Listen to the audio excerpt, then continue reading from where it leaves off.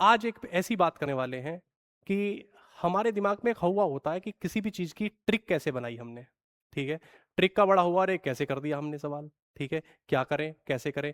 तो सारी चीज़ों का आज क्या है, मैं आपके सामने ट्रिक्स का पोस्टमार्टम करने वाला हूँ। कौन सी ट्रिक है? सबसे पहले हमारी सबसे जो प्रचलित ट्रिक है, वो क्या है? ज़रा देखते हैं। ये कुछ सवाल हैं। आप सभी की स्क्रीन पर ये सवाल दिख रहे होंगे। आप इसमें देखेंगे कि भैया 7 under root 7 under root 7 under root 7 infinite terms तक, अनंत तक जाता है, ठीक है? तो इसका आंसर आप देखते ही उड़ा के लिख देते हैं, कितना? 7 आएगा जी, ठीक है? इसमें अगर देखेंगे कितना आएगा? 11 आएगा जी। बड़ा मजा आया जी। 18 18 18 कितना आया जी? 18 आया जी, ठीक है? 23 23 23 कितना आया? 23 आया। लेकिन कैसे? हाउ? समझ रहे हैं ना? कैसे? ये देखने पे जादू सा लग गया। चाहिए भी जादू आजकल आपको, लेकिन जादू से काम नहीं चलता। चलता किससे है कि आपको इसके बेसिक अगर पता हो, इसका कैसा भी सवाल आ जाए आप उड़ा सकते हैं बड़े ही आसान तरीके से।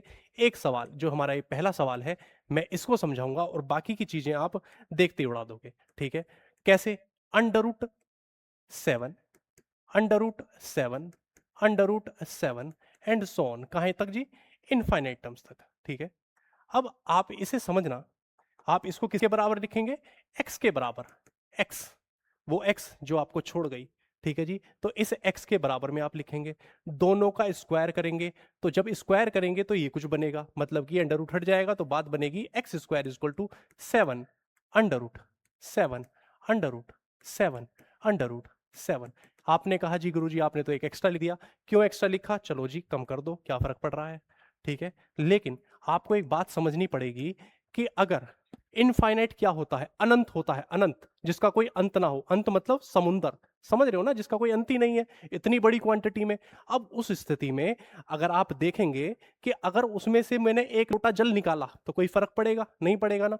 तो मैंने एक साथ बाहर निकाला तो क्या अनंत पर कोई फर्क पड़ेगा? अनंत -1, इनफाइनाइट -1 लिखूंगा तो कोई बात एक ही, मतलब बात एक ही है कि इसको भी मैं इनफाइनाइट ही लिख सकता हूं, क्योंकि इसकी कोई वैल्यू हमें मतलब डिफाइन नहीं है। कुल मिला के ये बहुत बड़ी वैल्यू है, ठीक है? चलिए अब मुझे एक बात बताओ, ये जो वैल्यू आपको दिख रही है, कौन सी वैल्यू? ये वैल्यू जो दिख रही है, क्या ये x नहीं है? मैं इसको x लिख सकता हूं।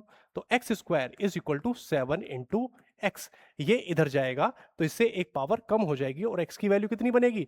7। जब ये 7 बनेगा तो आप देखेंगे कि इस स्थिति में क्या होगा जी? x की वैल्यू 7। तो इसी वजह से मैंने इसको क्या लिखा? इसको लिखा जी हमने 7 लिखा। क्या लिखा जी? 7 लिखा। यही हमारा आंसर है।